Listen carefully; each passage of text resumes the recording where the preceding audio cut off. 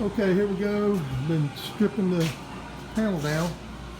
I use some chemical stripper and get most of it off. And of course, you know, when you get the paint off, you see where there's some surface rust underneath there and some filler patches, just the thin spots around in it. So we're gonna get all that. I'm gonna clean it up with my DA sander later on. But anyway, I like using the chemical stripper first, get most of it off, keep the dust down in my work area here. And then here's I got the chemical stripper on this side. And somebody asked about the stripper I was using. Now, I had some of stripper left over from my charter my boat. So anyway, I had this bottom paint remover.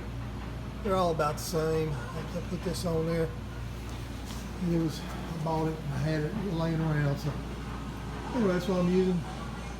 It takes a little bit longer to strip the paint off, but it seems to work pretty good.